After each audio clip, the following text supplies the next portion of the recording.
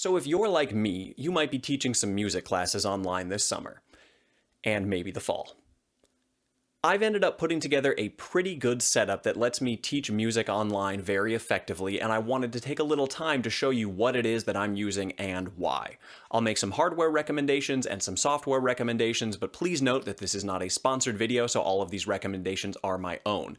Additionally, everything I am recommending in this video has a link down in the description, so please check those out if you want further info on anything I mention. I should also mention that while I do teach music, a lot of this advice might be useful across any discipline. So please feel free to check it out if you are interested in other ways that you might improve the technical setup of your online teaching. So with all that in mind, let's go ahead and dive right in.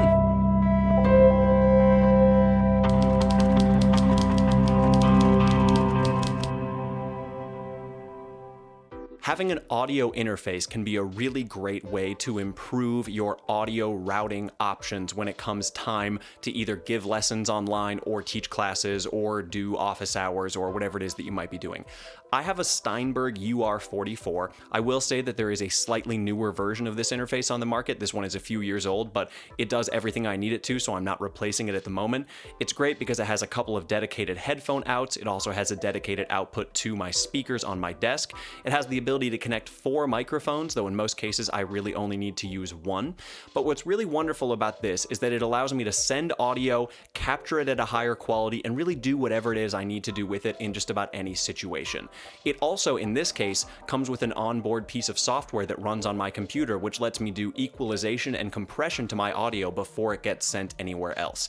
This is really great for, in addition to making content like the video I'm making right now, also doing office hours or teaching lessons so that I can send a really high quality, consistent amplitude signal across whatever application it is that I'm using at that time. Now, while the Steinberg UR44 is still available for sale, and its slightly newer model, which has a USB-C port, is also available, again, that might be overkill. If you're looking for a really great introductory audio interface that lets you do real-time monitoring of the audio coming in, capture a higher quality audio, and give you some good signal routing options, I would recommend something like the Audiobox by PreSonus. Costs you about $100 on sweetwater.com. It also comes with Studio One Artist, which is a really great introductory digital audio workstation that could also expand the options that you might have for teaching online or creating content. I think one of the first things that can be really useful to get is a good microphone. I'm using an AKG Perception 420.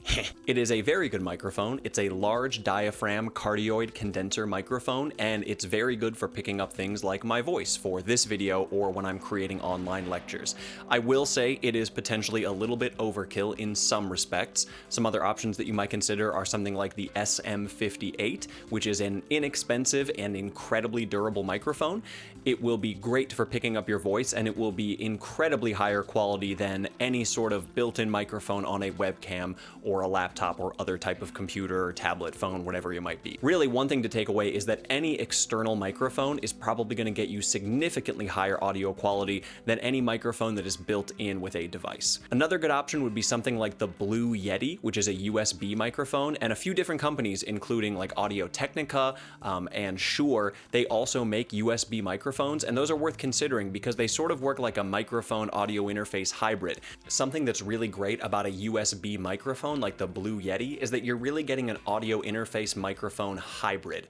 So the Blue Yeti connects with just a single USB cable, and it can receive audio in and send it to the application of your choice, whether you are recording audio or whether you're doing a live stream or some kind of meeting via Zoom or Skype or WebEx or Google Meet or Discord, MySpace chat, Facebook Messenger, Friendster, whatever it is, Zanga, whatever it is that you are chatting on, you can get the audio from that device in very easily. It'll show up on your list of audio or video input sources, just like the internal microphone on your computer or phone or tablet. But what's especially great is that most of these USB microphones have a dedicated headphone out. Now, this is really great because that headphone port lets you hear a real-time monitoring mix of what's going into your microphone. So you can hear yourself, or if let's say you're giving a lesson on an instrument, you can hear a real-time, no latency, really high quality capture of the audio that you are sending out to whoever's on the other end of either your call or your video or whatever it might be. Something like an audio interface that I showed you before also gives you that really flexible routing, but at an additional cost. So if you're looking for a slightly more budget option to the microphone audio interface issue,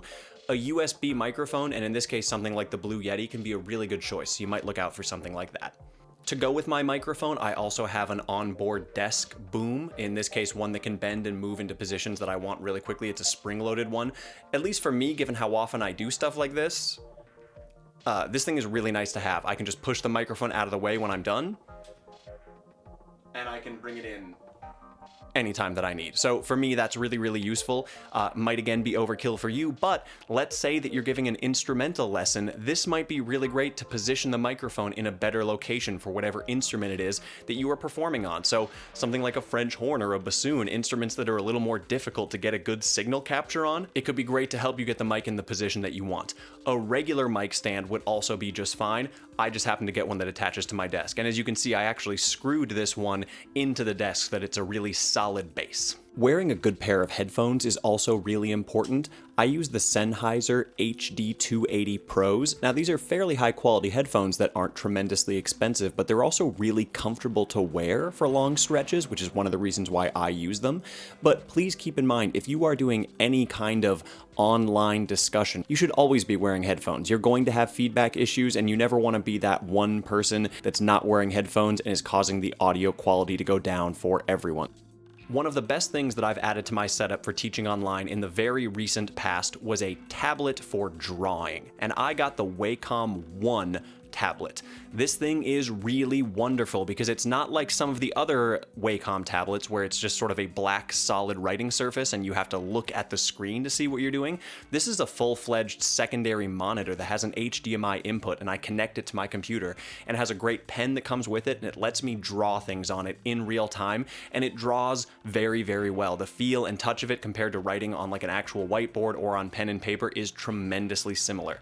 I'm teaching classes this summer on like fundamentals of music, and this is so useful because when you teach content like that, it's really nice to be able to just have something in front of you that you are creating content while you're speaking. I don't know about all of you, but when I'm teaching a lecture, I sometimes like to not necessarily have the most clear plan, but to have a whiteboard and to have an outline and then draw examples and talk about them and build off those examples. And this single piece of technology has really, really helped me do that. I tend to use it for creating static content, but I also use it when I'm hosting office hours. I'll do a picture-in-picture image of myself in the upper right corner, and then I will be able to demonstrate to students what it is that I'm talking about. And I use a very similar setup for when I'm creating lectures. The Wacom One tablet that I purchased runs about $400, which is certainly not cheap, but you might be surprised at how much time it will save you when it comes to generating content. I could also see how this might be tremendously useful for math and science classes, where having the ability to draw stuff in real time on a board like that could be really, really useful. I'm obviously using it for music, but I think it could be nice for a lot of other things. I'm just using OneNote by Microsoft, and I've just loaded a PDF of staff paper, and then I can draw right on it, which is proving to be really effective. Certainly you could use other applications. You could use just a blank whiteboard. You could use any number of applications, but once it's connected to your computer and you install the drivers, it accepts pen input almost right away. Now, you might not need a whole standalone device for drawing on. You might have something like a high-quality iPad or Surface Pro or other touchscreen-enabled device that can receive pen input. That's wonderful, and if you're able to make that work in your setup, that's great. Again, a little bit expensive, but for me, it's saving so much time and stress and lowering my anxiety with my ability to create content in a timely manner that's high quality that for me, it's absolutely worth it. I have a Midi keyboard connected to my computer. I have a Complete Control S49 by Native Instruments. This is probably a little bit overkill for what you might need. I use this keyboard for just a lot of my own daily creative work, but I do think having a Midi keyboard can be tremendously useful, something that lets you interface with the audio that you're making in real time. I have it connected to Contact, or I sometimes have it running through Studio One, depending on the content I'm creating, and that way I can actually interact with music and audio in real time. So for example, if I draw some notes on my whiteboard, I can play them, and you can hear them, and I can do that in real time. I have all the audio from all these places going to the same location, so being able to interact with that is really, really good. Additionally, depending on the course, sometimes it's nice to be able to see a piano, so I'm often in my lectures and office hours using a secondary camera, my Logitech Webcam, pointed downward at the keys. This lets me show things like whole steps and half steps and helps people see how I'm interacting with the piano to make the sounds that I'm making, and in fact, this is in some ways nicer than when I actually teach in a classroom, classroom because the students can't see what I'm doing on the keyboard because there's a giant piano between me and them. It's kind of awkward to have them all come around and stand behind me. So this is one of the few things that I think is actually working better in my online setup, and it's really good to have this keyboard. Again, something like this Native Instruments Complete S49, probably overkill. Some of the Arturia key stations or some of the M Audio key stations, those can be really useful and they cost significantly less, and they still let you get that USB control in to control whatever it is that you're using to make sound. On the software side of things, I'm relying heavily on open broadcast software. It's possible a number of you are familiar with it. If not, it's wonderful. We usually just call it OBS. It's a piece of freeware that runs on both Mac and PC and lets you capture input of audio and video from a whole bunch of different sources. So at any point during my virtual office hours, I'm capturing my main display, I'm capturing the Wacom One display, I'm capturing potentially 2 different cameras, and I'm also capturing audio from my microphone and various pieces of software. And OBS is what lets me do all of that at once. It's what's letting me do this screen capture right now. My camera is running through OBS and I'm recording onto my computer in real time, but I can also do that for other type of lecture content creation and also for things like office hours or just online meetings with students or my fellow faculty. This gives me a lot of freedom with how I approach how I send content out over the web in real time or in a static sense. I've programmed keyboard shortcuts for individual scenes in OBS so that while I'm doing office hours or creating a lecture, I can just hit a couple of keystrokes and change what is displaying on my screen, whether it's me picture in picture up in the corner showing the whiteboard, whether it's just my desktop showing people how to use a particular piece of software. It gives me a lot of flexibility and lets me do this in real time very, very quickly. Another thing that I did was install a Virtual Cam plugin. I believe that OBS does not come with this by default. It lets me take the output of OBS, all those audio and all those video sources, and turn them into a virtual webcam. So when I enter that Zoom or Google Meet or Skype meeting or whatever it is, I don't have to select my Sony cam or my Logitech webcam. Instead, I select the virtual cam by OBS, and this lets me take the output of my screen sharing, of my picture-in-picture, of my Wacom One Tablet, of my video, whatever it is, and send it all out so that if I'm meeting with a student, they can be looking at me, or they can be looking at my display, or picture-in-picture of me with my display teaching a piece of software, or maybe me using the whiteboard. I use the same setup for creating static content, but it's really, really great for office hours and meetings with students, and I found that it really creates a much better sense of us actually sort of being in the same space and talking and interacting together, which is, you know, just kind of a bummer that we're not getting that right now. I don't know about y'all, but I feed on a lot of energy by being like in front of students and around them, and it's actually been really difficult to teach without that sort of energy and that feedback loop of I come in energized and they feed off that, so they get energized and I get more energized. It's tough to not have that as we're teaching in this setup, and we might be teaching like this for the summer and maybe longer depending on our institutions or where we are in the world. So anything that lets us have a bit stronger of a connection I think is really, really helpful, and this particular piece of software, OBS, is really helping me accomplish that. Again, it's free. Please check it out. I think there might be apps that run on like tablets and phones, so you might want to check it out even if it's not on your own standalone computer. I'm using it on a standalone Windows-based machine and it's working flawlessly for everything I want it to do. I'm also using a piece of software called VoiceMeeter, which is 2 E's in the first E's of meter, so voice MEETER, which you can check out the link below. Also a piece of freeware that allows for some really flexible routing of audio. It lets me create like virtual ins and outs so that I can take the output of Contact or maybe Studio One where I'm teaching how to create electronic music, and I can take that output and send it into OBS, and I can also send it out on like a webcam stream so that when I am chatting with colleagues or doing office hours, they can hear the audio from my devices and they can also see and hear me at the same time. This is also a piece of freeware. I don't remember off the top of my head if it runs on Mac and PC. I think it's just PC, but there are some great options on Mac as well. So the camera that I'm using right now to record myself for this video and the camera that I use for most of my online lecture creation is a Sony Alpha 6300. I bought this camera not terribly long ago, largely for creating content just like this, and it just works out really well that I can now use it for creating online content for my classes and doing things like virtual office hours.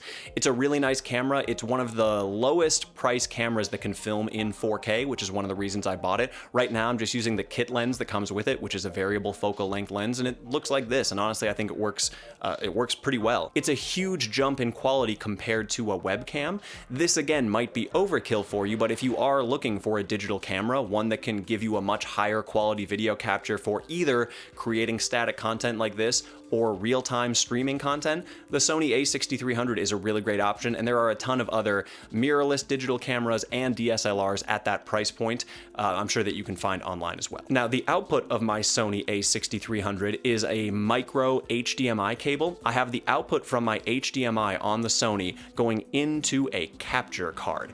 This capture card is what lets me convert the data coming out of my camera into serial data that can plug into a USB port. That's what lets OBS and my computer in general recognize it as a webcam compared to just a device that wants to read like files. You know, like when you plug in your camera to your computer and it opens up the memory card and you can download and upload files. This lets me actually just capture the raw video output and bring it into OBS. A capture card is only necessary if you're using this sort of style of camera. In my case, because I'm making content like this, it's really great to have that capture card. If you're using a standard webcam that ends with a USB cable, you're probably not going to have to worry about that capture card. But again, if you want to really up the video quality that you are capturing for static content or online content, a camera going into a capture card is a great way to go. I think one of the best things you can buy is a standalone webcam.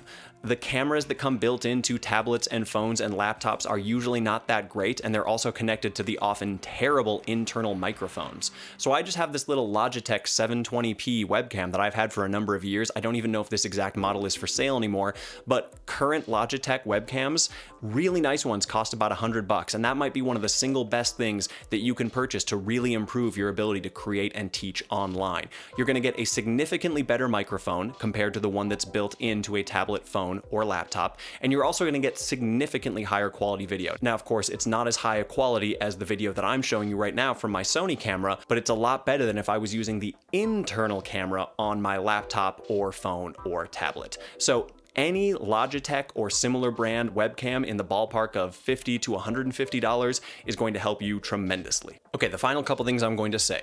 One thing I'm going to advocate for is that when you are creating online content, either as static lectures or doing online office hours or whatever it is that you do, I'm going to recommend that you as an instructor try to show yourself as much as possible, either in just a full frame video like I'm doing right now, or in a sort of picture-in-picture view. While you are showing content, you are also showing yourself. Now, why is this? Why do I think that this is important? Well, I already talked a little bit about it, but that human connection that's really, really important to education is something that is severely limited in this context. It's not gone, but I think that we who are teachers and professors, I think it's incumbent upon us to really make sure we are pushing back to get that human connection as much as possible. I firmly believe that the relationship between student and teacher is really the whole soul of the American university system and our teaching system at large. And I think that anything that we can do to really strengthen that during these really strange and distant times is going to help tremendously. It's going to help our students, but it's also going to help those of us who are doing the teaching. Additionally, I think that when we are shown, our lectures are more human and they're more personal, and I think our students are going to respond more and have a better chance of learning and really remembering what it is that we're teaching them. Also, if you're like me, I don't know, I like to move when I teach. I like to be emphatic. I like to use my hands when I'm talking, and in fact, when I lecture in person, they move a lot. It also lets me show off my long and noodly limbs. If there's anything you can do to show yourself when you're creating lectures and doing office hours, I highly encourage you to do so. One other thing to take in mind, I know I'm giving you a tour of all of my stuff. Well, this is a pretty fancy setup, and you obviously don't need all of this to have a great system for teaching content online. This is my subject matter. This is the stuff I teach for a living, and I've been using equipment like this for years. I use this for my own research and my own creativity, not just for teaching online, and I've also slowly acquired a lot of this material over the last several years. I didn't just purchase all of this in the last couple of months. I really only purchased a couple of things so far to really take this setup and elevate it to the absolute maximum that I think I could have for teaching online. So again, you certainly do not need a setup with all of this gear, but I wanted to show you what it is that I'm using in case it offers some inspiration. The last thing I'll say is that if you are watching this and you are a student taking an online course, I want you to do your best to give feedback to your professors as they try teaching online. I hope you recognize that this is challenging for us too, and we want to do the best we can for you, but sometimes that's difficult if we don't know what is or is not working. So if you're taking an online class, let your professor know. Tell them that you're having a difficult time learning X, Y, and Z because of this. It will help them, and if they're a good professor, hopefully they're going to make a reasonable effort to help you out. So with all of that in mind, I wish you the best of luck in teaching or learning online.